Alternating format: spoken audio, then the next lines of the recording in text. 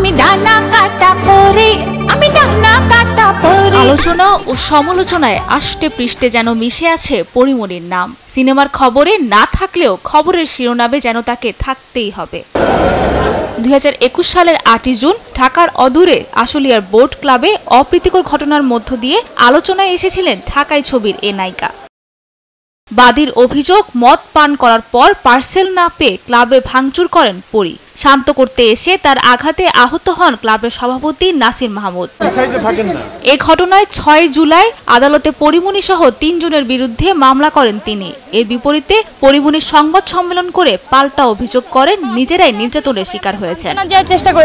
তদন্ত শেষে প্রায় 3 বছর পর বৃহস্পতিবার আদালতে তদন্ত প্রতিবেদন জমা দেয় পুলিশের ব্যুরো অফ ইনভেস্টিগেশন পিবিআই।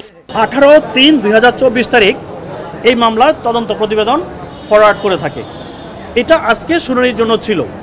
সেই তদন্ত প্রতিবেদনে দুটো ধারা প্রমাণ হয়েছে মর্মে উল্লেখ আছে। সে দুটো ধারা হচ্ছে দণ্ডবিধি আইনের 323, 506। 323-এ আছে হচ্ছে মারধর, আঘাত, আর 506 হচ্ছে ভয়ভীতি প্রদর্শন। প্রতিবেদনে পরিমণির বিরুদ্ধে বোট ক্লাবে ভাঙচুর ও মারধরের প্রমাণ পাওয়ার কথা উল্লেখ করেছে সংস্থাটি। আদালত আসামি পরিমণি ও তার কস্টিউম ডিজাইনার জিমকে আদালতে হাজির হতে সমন জারি করেছে। কোর্ট তদন্ত প্রতিবেদনটি পর্যালোচনা করে যদি পরিমণির বিরুদ্ধে আমলে নেওয়ার মতো কোনো তথ্যপাত্র এখানে আসে তবে মামলাটি আমলে নেবেন, না হলে কোর্ট মামলাটি রিজেক্ট করে দিবেন। সেক্ষেত্রে আর পরবর্তী ধাপে মামলাটি আর আগাবে না। ছেলে পদ্মকে বুকে নিয়ে অনেকবারই ঘুরে দাঁড়াতে চেয়েছিলেন বাংলার ছবির আলোচিত নায়িকা পরিমণি, কিন্তু সমালোচনা কখনোই তার পিছু ছাড়েননি।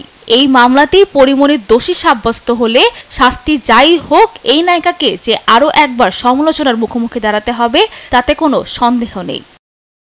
সাবিনা মজুমদার, দেশ টিভি, ঢাকা।